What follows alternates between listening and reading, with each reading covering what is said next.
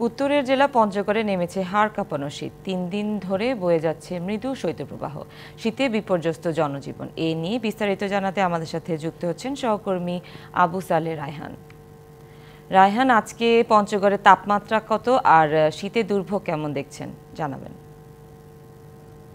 জি, উত্তরের জেলা পঞ্চগড়ে কিন্তু বরাবরের মতো এবারেও শীতের দাপট আমরা গত সপ্তাহ ৩ ধরে লক্ষ্য করছি। এরই ব্যতিক্রম আজকে কিন্তু কিছুটা ঘটেছে, কারণ গত ৩ দিন ধরে শৈত্য প্রবাহ চলমান থাকলেও আজকে কিন্তু সকাল থেকে কুয়াশার পরিমাণ অনেকটাই কম ছিল।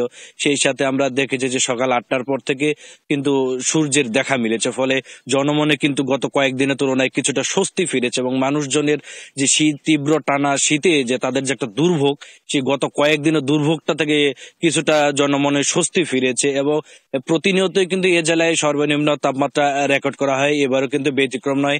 আজকে জেলার তেঁতুলিয়ায় কিন্তু জেলার সর্বনিম্ন তাপমাত্রা রেকর্ড করা হয়েছে ৯.৬ ডিগ্রি সেলসিয়াস। সানবিট সব দিবে সামাল। সানবিট ম্যাজিক প্রেস ডিশওয়াশিং এর মাথা ঘোরানো সলিউশন। জেলা জুড়ে কিন্তু প্রতিনিয়তই শীতের দাপট কিন্তু বয়ে যাচ্ছে। গত কয়েকদিন ধরে আমরা যেমনটি দেখেছিলাম যে জেলা জুড়েই ঘন কুয়াশা বিরাজমান করছে, দিনভরই কুয়াশার দেখা মিলছে। সেই সাথে সন্ধ্যার পর থেকে কিন্তু ঠান্ডার যে তীব্রতা সেটা কিন্তু অনেকটাই বেড়ে যাচ্ছে। রাতভর বৃষ্টির মতো কুয়াশা ঝরছে এবং ভোরবেলা থেকে কিন্তু কুয়াশার দাপট আরো অনেকটাই বয়ে যাচ্ছে। সেই সাথে হিমালয়ের হিমেল হাওয়া কিন্তু শীতের তীব্রতা অনেকটাই বাড়িয়ে দিচ্ছিল। শ্রমজীবী এবং নিম্ন আয়ের যারা মানুষ রয়েছে তাদের ভোগান্তি কিন্তু চরমে উঠেছিল কয়েকদিন ধরে। তো আজকে সকাল ৮টার পর থেকে কিছুটা সূর্যের দেখা মেলায় এবং আস্তে আস্তে সূর্যের উত্তাপ বাড়তে থাকায় কিন্তু শীতের তীব্রতা অনেকটাই কম অনুভূত হচ্ছে এবং মানুষের মধ্যে অনেকটাই স্বস্তি ফিরেছে। তো এই ছিল পঞ্চগড় থেকে আমার কাছে সর্বশেষ খবর।